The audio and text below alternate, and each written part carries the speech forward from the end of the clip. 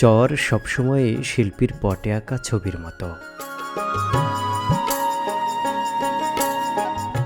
প্রকৃতি চরের মানুষদের যেমন কষ্ট দিয়েছে, তেমনি দুহাত ভরে ভালোবাসা দিয়েছে। প্রকৃতির অপূর্ব রূপ ঢেলে দিয়েছেন এই চরে। গবাদি পশু আর পাখিদের স্বর্গরাজ্য যেন এই চর আর নদী।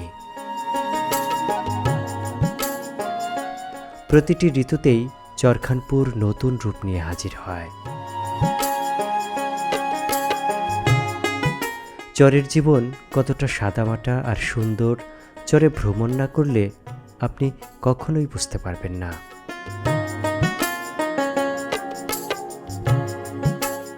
চরখানপুরের পাগল করা রূপ আর বৈচিত্র্য আমাকে মোহিত করে, তাই তো বারবার ফিরে আসি এই প্রিয় চরখানপুরে।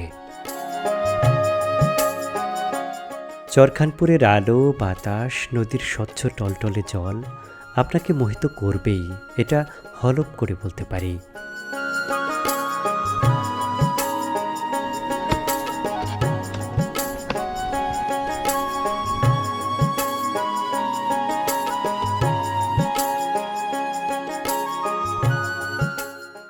দুপুরের রোদে পোড়া তপ্ত শরীর যদি একবার এই বরফ শীতল স্বচ্ছ পানিতে গা ডোবাতে পারেন, তাহলে নিমেষেই শরীর ঠান্ডা হবে, মন পাবে প্রশান্তি।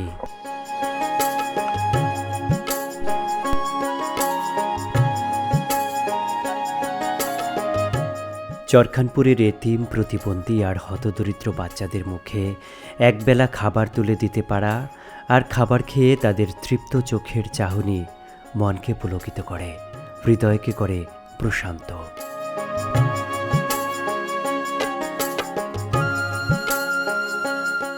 ছোট ছোট বাচ্চাদের নিষ্পাপ মুখের হাসি দেখে আপনি জীবনের শ্রেষ্ঠ সুখ অনুভব করবেন।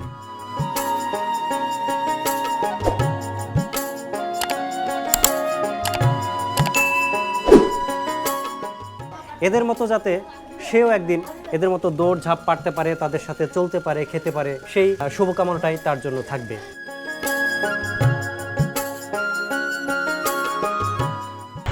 আমরা তো অলরেডি চরখানপুরে চলে আসছি। হ্যাঁ ভাই, অলরেডি নদীর এপার আসা মানে চরখানপুর।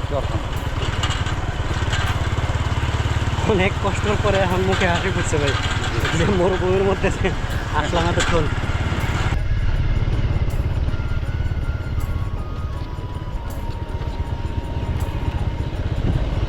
রাখেন চালে বছর ওই তুই হচ্ছিল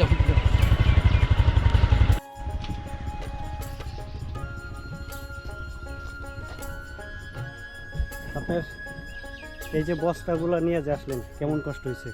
না কষ্ট তো হবেই, বালুর রাস্তা না, বালুর মধ্যে চালাইতে অনেক কষ্ট না? হ্যাঁ অনেক কষ্ট। কিন্তু আপনারা যেটা পারেন, হ্যাঁ। আমরা কিন্তু এই বালুর মধ্যে কিন্তু একদিন তো চালাইতে পারবো না। না পারবো না।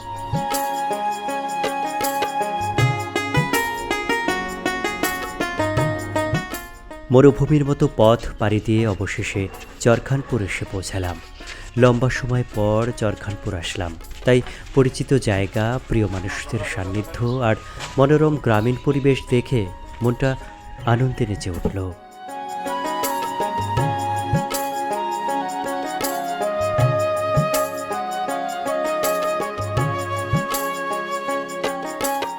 চরখানপুরে আজিজুল ভাই আর ভাবির অকৃত্রিম ভালোবাসা আপনার হৃদয়ে জায়গা করে নেবে সহজেই।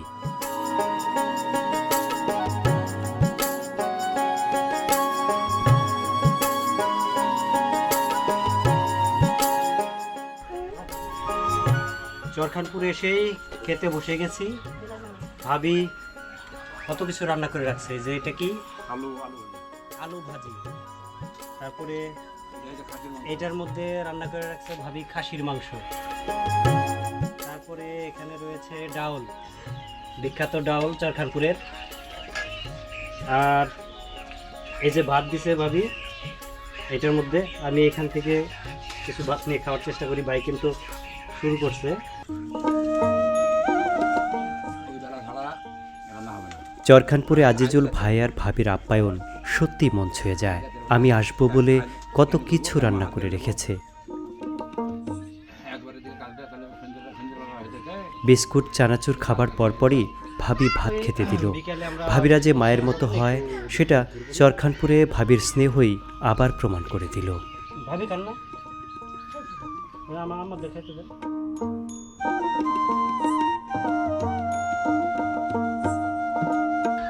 ভাবির স্পেশাল আলু ভাজি অনেক মজা হয়েছে কিন্তু ভাই, আলু ভাজি মানে মনে হচ্ছে মাংস খাচ্ছি, অনেক মজা হয়েছে। আমরা রোজই খাই ভাই, এই আলু ভাজি এমন একটা মজা হয়েছে। না চরে এসে মানে চরে বা গ্রামে কি হয় যে শাক সবজি মানে টাটকা শাক ইয়ে থেকে তুললেন আর টাটকা সবজি রান্না করলেন, ওইটা কিন্তু মাছ মাংস ফেল ওগুলোর সামনে। আর নদীর মাছটা তো ওটা আলাদা স্বাদ, ওইটার কথা বলাই যায় না। সকাল থেকে আমরা আইজুল ভাই কিন্তু সকালে ঘুম থেকে উঠেই ছুটছে সেই সাহেব বাজারের দিকে। আমি আসছি সকাল 5টার দিকে, আমি আইসা রাজশাহীতে নামছি। তো নামার পরেই ভাইকে ফোন দিছি, ভাই কিন্তু আর এক মুহূর্ত দেরি করেনি, চলে গেছে সাহেব বাজার সরাসরি। এই যে ব্যাপারটা যে তাড়াতাড়ি চলে গেছে, এটা কিন্তু সবসময় চাইলে কিন্তু হয় না। যেমন বর্ষা সিজনে আমি যখন ভাইকে ফোন দিয়েছিলাম, ভাই কিন্তু যা পৌঁছেছিল 2 থেকে 3 ঘন্টা পরে। এর কারণ হলো তখন নৌকা কিন্তু অ্যাভেলেবল না, নৌকা কিন্তু পাওয়া যায় না। কিন্তু এখন তো নৌকার বিষয় নাই, এখন নদীটা একদম ছোট হয়ে গেছে, সই রাজশাহীর কাছাকাছি ওখানে একটু নদী, বাকি সবটুকু একদম চর পড়ে গেছে। আর সামনে যে একটু নদী আছে এখানে কিন্তু বাঁশের একটা শাখু আছে, আপনাদেরকে দেখাচ্ছি বাঁশের শাখুটা। এই শাখু দিয়ে আমরা পার হইলাম আর কি। মাথায় বালু বালু বালু বালু মাটি কাটছে, ওটাও দিয়েছি। আমরা যখন আসছি, আসার পর তো আমাদেরকে চেনাই যাচ্ছে না, কারণ বালু দিয়া ব্যাগ আমরা নিজেরা মানে পুরো সাদা।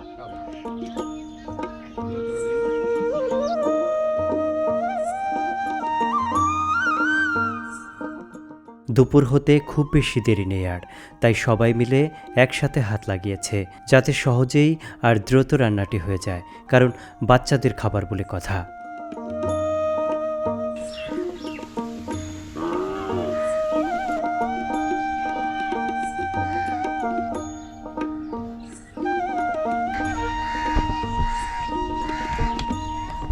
দুপুরের তপ্ত আর ঝলমলে রোদে গাছের ছায়ায় বসে আছি, দু চোখ ভরে দেখছি প্রকৃতির অপরূপ শোভা।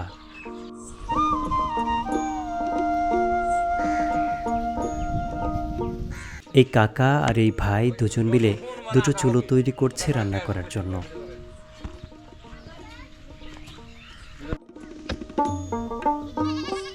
বাতাসে বাঁশের পাতাগুলো ঝিরঝির করে নড়ছে, পাগলা বুনো হাওয়া শরীরকে শান্তির পরশ দিয়ে যাচ্ছে।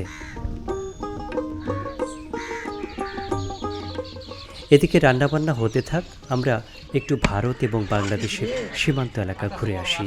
চলুন যাওয়া যাক বাংলাদেশ ভারত সীমান্তে।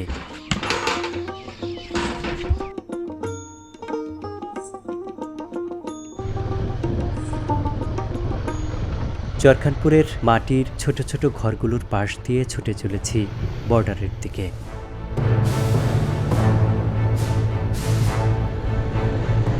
বাংলাদেশ এবং ভারতের এই বর্ডার কিছুদিন আগেও কোনো কাঁটাতারের বেড়া ছিল না, এখন ছোট্ট করে কাঁটাতারের বেড়া দেয়া হয়েছে।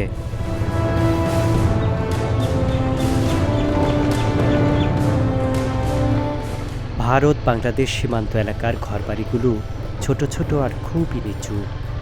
বাঁশ, ছন আর পাটখড়ি দিয়ে তৈরি এসব বাড়িঘরে কোনোভাবে বাস করে এই সীমান্ত এলাকার মানুষজন।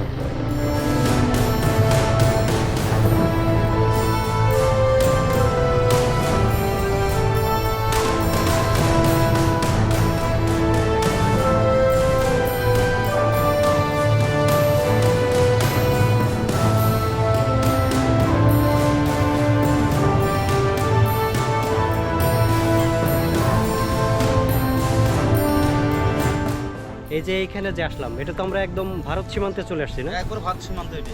ভারত কোন জায়গাতে ভারত? এই দেখেন এখান থেকে এখান থেকে ভারত। ইন্ডিয়ার বর্ডারে ওদিকে ঢুকে গেছেন কখনো? গেলছি বহুদিন গেলছি। ওরা করে না, বিএসএফরা কিছু বলে না? হ্যাঁ গুলি করে। গুলি করে?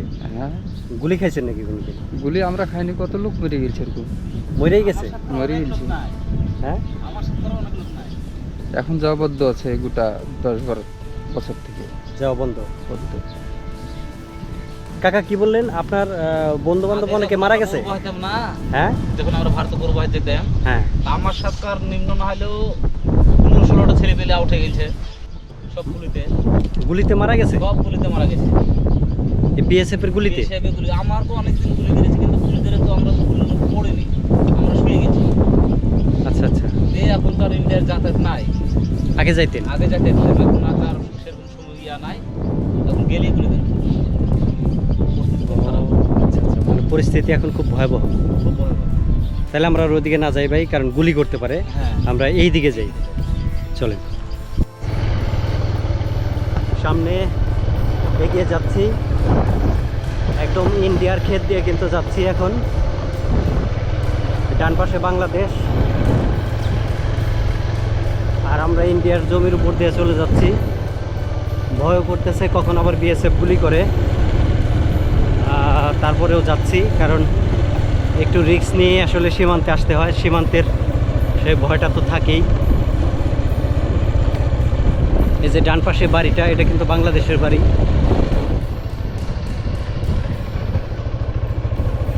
আর এই যে সামনে, এটা কিন্তু একটা নদী, যে নদীর যে সাক্ষ্য দিয়ে আমরা পার হয়েছি, এটা সেই নদী। এখন আমরা পুরোপুরি বাংলাদেশের দিকে ঢুকে গেলাম। এগুলো সব বাংলাদেশের বাড়িঘর।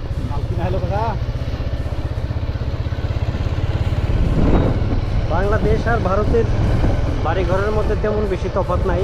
যারা বর্ডার এলাকায়, সব বাড়িঘরই একই রকম প্রায়, অনেকটা ভবঘুরে স্বর্ণচালার মতো, ওদের খুব নর্মাল বাড়িঘর।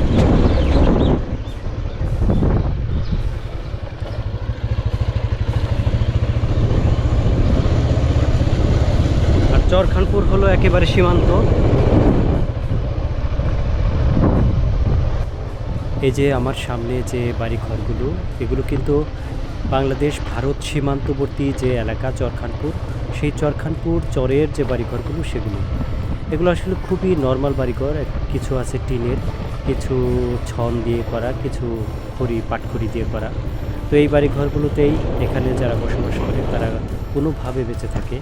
এই চরে তেমন কোনো সুযোগ সুবিধা নেই। এই চরে না আছে বিদ্যুৎ, না আছে ভালো রাস্তাঘাট, না আছে রাজশাহী জেলার সাথে যোগাযোগ করার তেমন কোনো অবস্থা। একেবারে মানবেতর জীবনযাপন করে এই চরের মানুষজন। বাজার মতন বসে কিছু জিনিসপত্র বেচাকিনি হয় এখানে, সবজি টবজি এগুলো বিক্রি করে না। আমরা একেবারে চলে আসলাম। সামনে যে বাড়ি ঘর দেখা যাচ্ছে, এটাই আজিজুল ভাইয়ের বাড়ি। আমরা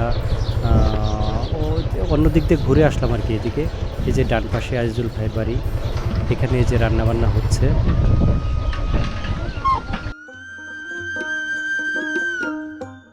দারুণ তো ভাই, আপনি মোটর সাইকেলের মধ্যে এই বিক্রি করতেছেন, আইসক্রিম বিক্রি করতেছেন, এই প্রথমবারের মতো আমি দেখলাম।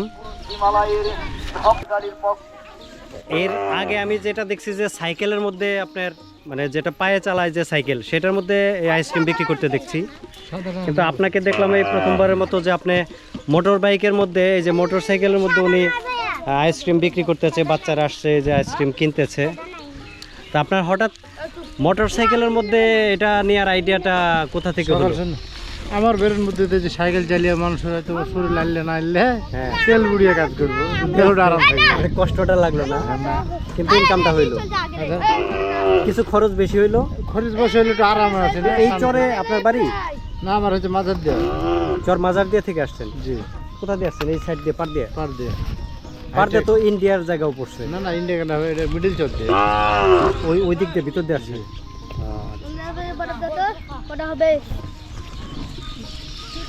চমৎকার লাগলো ওনার আইডিয়াটা। মোটর সাইকেলের মধ্যে আইসক্রিম বিক্রি করছে। সব বাচ্চা কাচ্চারা কিন্তু এই আইসক্রিম কেনার জন্য চলে আসছে।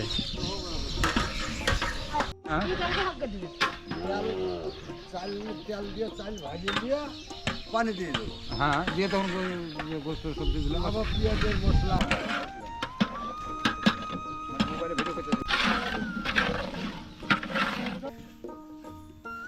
রান্না হচ্ছে গরুর মাংসের বিরিয়ানি খিচুড়ি, অর্থাৎ বিরিয়ানির সকল মশলাই দেয়া হয়েছে, সাথে শুধু অ্যাড করা হয়েছে হলুদ আর মরিচের গুঁড়া। এটাই নাকি ওনাদের পছন্দ, তাই ওনাদের পছন্দেই রান্না হচ্ছে।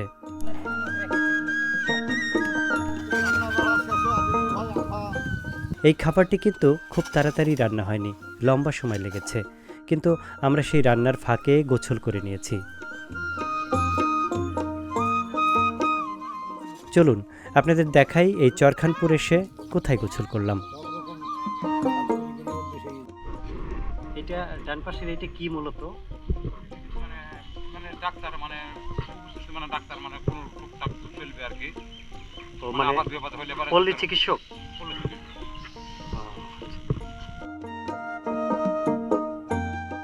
চরখানপুরের মেঠো পথ দিয়ে হাঁটছি, গোসল করতে যাচ্ছি নদীতে। আসলে চরখানপুরের প্রতিটি জায়গায় দেখবার মতন, প্রতিটি স্থানই একেবারে ছবির মতো, তাই ক্যামেরা আর বন্ধ করতে মন চায় না, মন চায় এই সব কিছুই আপনাদেরকে দেখাই। এখানকার বাড়িঘর, এখানকার নদী, গাছপালা সব কিছুই অনেক সুন্দর।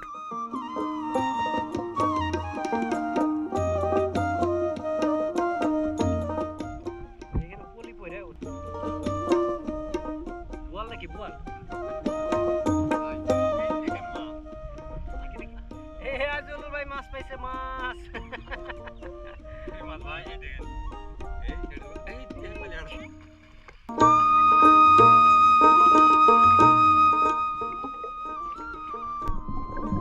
গ্রীষ্মের প্রচণ্ড গরমে একেবারে নাবিশ্বাস উঠে গেছে। তখন চরখানপুরের মতো এমন মরুময় দ্বীপে কতটা গরম থাকতে পারে একটু আন্দাজ করুন, কারণ এই চরের চারদিকেই মরুময় বালু আর বালু।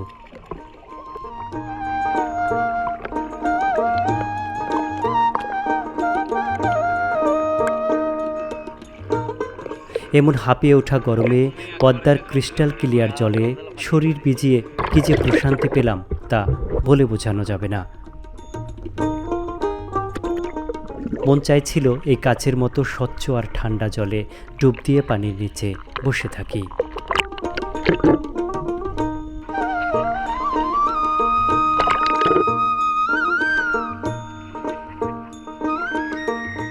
আজিজুল ভাই এই বাচ্চাগুলোর সাথে ডুব সাঁতার খেলছিল, কি যে মজা লাগছিল, মনে হয় যেন সে সেই ছোটবেলায় ফিরে গেছে।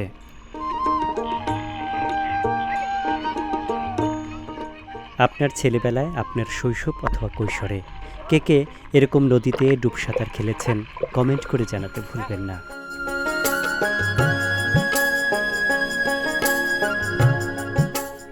দুটো ড্যাগের মধ্যে খাবার রান্না করা হয়েছে। ছোট পাত্রটি পুরোটাই আমরা মাদ্রাসা ও এতিমখানার ছোট ছোট বাচ্চাদের জন্য দিয়ে দিলাম।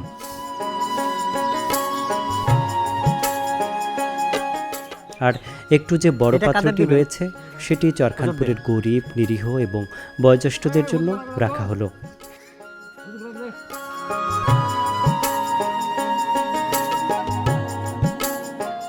মাদ্রাসার এতিম বাচ্চারা যাতে তাদের নিজেদের মতন করে খেতে পারে সেজন্য এই ব্যবস্থা।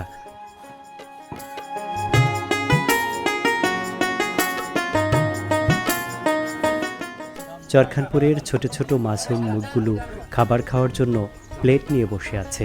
এটি আসলেই মনে দাগ কেটে যাবার মতন দৃশ্য।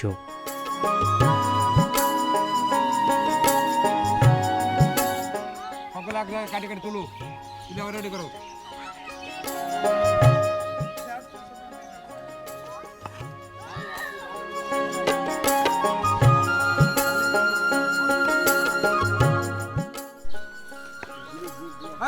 সব লাইন হাও, সব আসতে লাগার সব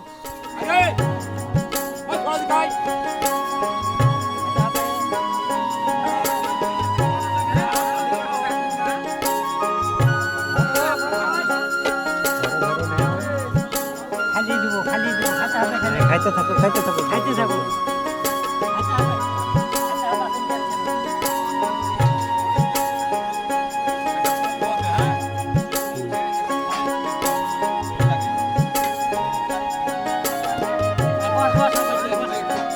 প্লেটটা ধরো তো।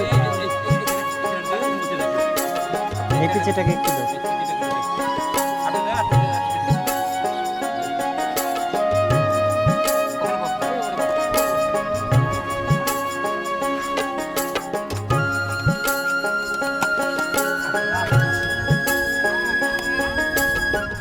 ছোটবেলায় আমরাও এভাবে গ্রামে সিন্নি খেতাম কলাপাতায়। যুগ বদলেছে, কলাপাতার জায়গা দখল করে নিয়েছে ওয়ান টাইম প্লেট।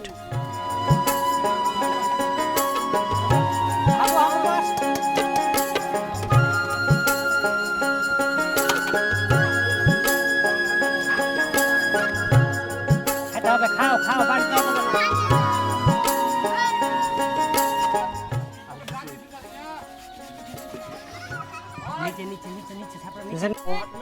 তোমার ছোট প্লেটে খাও। খাইতে পারছো না? খাইতে পারছো না? তুমি হাত দিয়ে খাইতে পারো না? খাইতে পারো না? আরে বাবা তার সন্তানকে হাতে তুলে খাইয়ে দিচ্ছে, কতটা আদর আর ভালোবাসার সাথে। এই বাচ্চাটি শারীরিকভাবে প্রতিবন্ধী। খাও তুমি, খাও খাও খাও খাও খাও খাও। খাইতে পারছো না? হাতে তুলে খাইতে পারবা?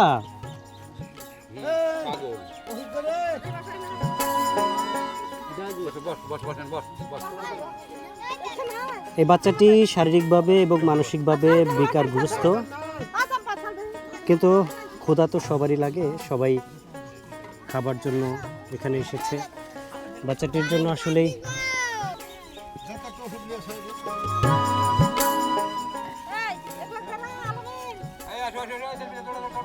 তুমি খাচ্ছ না কেন? খাচ্ছ না কেন? খাও খাও।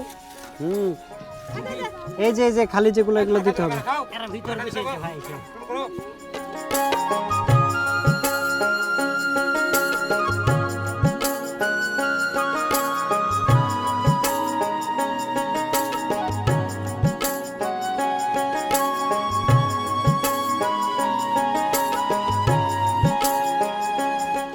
বাচ্চারা যখন আগ্রহের সাথে এই খাবারগুলো মুখে দিচ্ছে এবং তৃপ্তি নিয়ে যখন খাচ্ছে, তখনই আসলে ভালোবাসার বহিঃপ্রকাশ হচ্ছে। এটাই আসলে ভালোবাসা, এটাই আসলে সবচেয়ে প্রকৃষ্ট কাজ বলে আমার মনে হয়, যে আসলে যখন ক্ষুধার্ত কেউ আসলে তৃপ্তি নিয়ে খাবারটা খায়। খাবার যেটাই হোক, খাবারের মান যেটাই হোক, ভালো বা মন্দ, কিন্তু সেটা যদি কাকা খাবারটা কেমন হয়েছে, হ্যাঁ খাওয়া যাচ্ছে, কেমন লাগতেছে তোমার কাছে? ভালো হয়েছে? মজা লাগছে? বাচ্চারা খুব আগ্রহ নিয়ে এবং তৃপ্তি সহকারে খাচ্ছে, এটাই আসলে সবচেয়ে বেশি ভালো লাগছে এদেরকে দেখে। এরা খাচ্ছে যখন। খাইতে পারো না? হাত দিয়ে খাইতে পারো না? ওর সাথে কে আসছে? তাহলে এই করে দিয়া ওর আর একটু দিয়া পাঠাই দেন। ও তো এখানে খাইতে পারবে না, ও ফালাই দিবে যেখানে ধরছে ফালাই দিবে। ওই প্লেটটা নিয়ে আসো, ওরা আর একটু দিয়া, হ্যাঁ ও বাসায় যা পরে বাসায় যে খেয়ে বলি। কেমন হয়েছে খাবার? খাওয়া যাচ্ছে? হ্যাঁ খান খান। এই যে প্রত্যেকটা মানুষ যখন তৃপ্তি নিয়ে খাচ্ছে, ভালোবাসা এবং আগ্রহ সহকারে যখন খাবারগুলো মুখে দিচ্ছে, এটাই আসলে ভালোবাসা, এটাই আসলে সবচেয়ে বেশি ভালো লাগছে। কেমন লাগছে খাবার? ভালো লাগছে? খাবার কেমন হয়েছে? ভালো আছে? হ্যাঁ সবাই যখন আগ্রহ নিয়ে খাচ্ছে, আমি যদি পুরোটা একটু দেখাই, এই যেখান থেকে সবাই, আর এই যে হুজুরটা আসছে, এদেরকে আলাদা সেপারেটভাবে খাবার দেওয়া হয়েছে, এক ড্রাগ তাদেরকে পাঠিয়ে দেওয়া হয়েছে। তোমাদের ওখানে সবাই এখন খাবে, খাইতে বসছে না?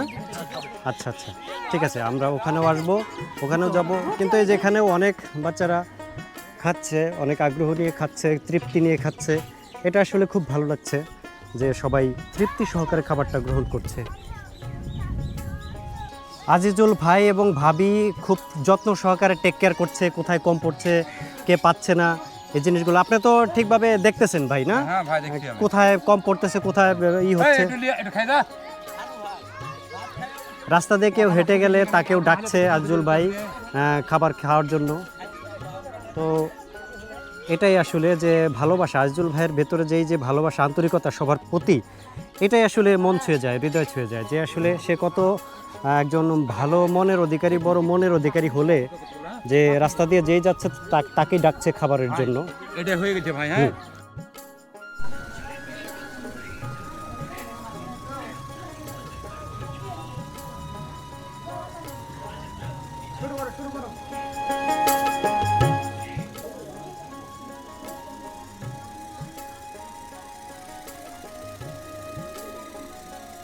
মানে তাবলিগ জামাতে যেভাবে মানুষ খায় ওদেরকে সেই সিস্টেমে দেওয়া হয়েছে না?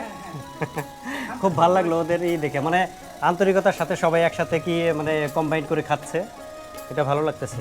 আমি যদি দেখাই ক্যামেরাতে যে ওরা আসলে কতটা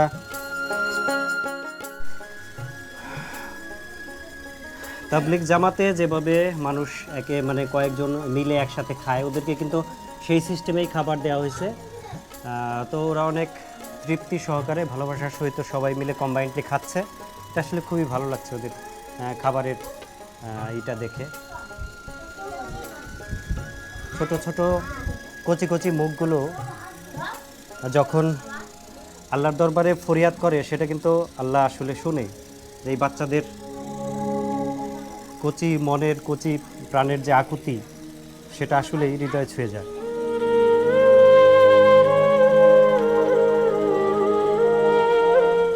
অনেকে আসে নাই না?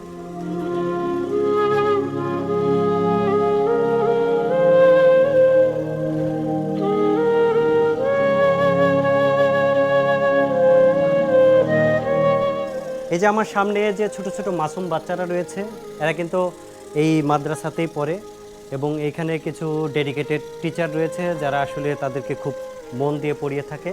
এবং তারা আজকে এখানে যে দুপুরের খাবারটা আয়োজন করার তৌফিক দিয়েছে আল্লাহ তাআলা, তো তার বদলতেই এখানে কিন্তু এরা খাচ্ছে এবং এরা যেই একদম তৃপ্তি সহকারে মনের যে আগ্রহটা, সেটা কিন্তু তাদের খাবারের মধ্যে যে রয়েছে সেটা কিন্তু আসলে বোঝা যাচ্ছে, তাদের এক্সপ্রেশন, তাদের খাবারের অভিব্যক্তি, সেটা কিন্তু বুঝতে পারছি। তো এই যে এটা মানে এই মাদ্রাসাতে যে যেই খালাম্মা তার নাতির জন্য এই ব্যবস্থাটা করছে, শারীরিকভাবে যে একটু অসুস্থ রয়েছে, যাতে সে সুস্থতা আল্লাহ যাতে তাকে সুস্থতা দান করে, সেইটা আমরা আল্লাহর দরবারে চাইবো, যাতে ওই বাচ্চাটি যাতে তার সেই অসুস্থতা কাটিয়ে উঠে, যাতে সেই আগের মতো যাতে সুস্থ জীবনে আবার ফিরত যায়, আবার যাতে এই যে বাচ্চাগুলো যেরকম প্রাণচঞ্চল হয়ে এখানে খাচ্ছে, এদের মতো যাতে সেও একদিন এদের মতো দৌড়ঝাঁপ পারতে পারে, তাদের সাথে চলতে পারে, খেতে পারে, সেই শুভকামনাটাই তার জন্য থাকবে। আল্লাহর জন্য যিনি জোহরের নামাজের পরে দীর্ঘ সময় কোরআনুল কারীম তেলাওয়াত করার পরে ছাত্রদেরকে নিয়ে আমরা এখানে বসতে পেরেছি, যেন সকলে বলে আলহামদুলিল্লাহ। আজকে আমরা সকলেই জানি আমরা কি উদ্দেশ্যে বসেছি। এখানে একটা ছোট্ট একটা উদ্দেশ্য, যে একটা বাচ্চার দোয়ার জন্য, একটা তোমাদের মতো একটা শিশু যে একসময় অনেক সুস্থ ছিল, সে এখন এটি শারীরিকভাবে একটু অসুস্থ হয়ে গেছে, তার দোয়ার জন্য আমাদের সুমন ভাই সেই ঢাকা থেকে তোমাদের কাছে এসেছে দোয়ার দরখাস্তর জন্য, এবং তোমাদেরকে সাধ্যমতো তিনি অত্যন্ত ভালোভাবে খাওয়া দাওয়া করাইছেন, মেহমানদারি করেছেন। এজন্য তার জন্য এবং তিনি যার জন্য দোয়া চেয়েছেন তার জন্য আমরা সকলে মন খুলে দোয়া করব, আল্লাহ তাআলা যেন তাকে সুস্থতা দান করেন এবং সে যেন আরও সকল বাচ্চা যেভাবে ঘোরাফেরা তোমরা করছো, সে যেন সুস্থভাবে যেন ঘোরাফেরা করতে পারে, এই দোয়াই সকলে করবা। ঠিক আছে ইনশাআল্লাহ? ربنا آتنا في الدنيا حسنة وفي الآخرة حسنة وقنا عذاب النار ربنا تقبل منا إنك أنت السميع العليم وتب علينا إنك أنت التواب الرحيم رب ارحمهما كما ربياني صغيرا وقل رب ارحمهما كما ربياني صغيرا। আয় আল্লাহ, দয়ালু খোদা, মেহেরবান আল্লাহ, ইয়া আল্লাহ, মাদ্রাসার ছাত্রদেরকে নিয়ে আল্লাহ তোমার দরবারে হাত উত্তোলন করেছে আল্লাহ।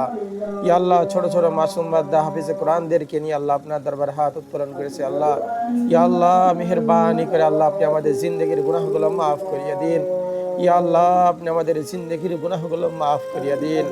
ইয়া আল্লাহ মাদ্রাসার তলবে ইলমদেরকে নিয়ে আল্লাহ আপনার দরবারে হাত উত্তোলন করেছে আল্লাহ।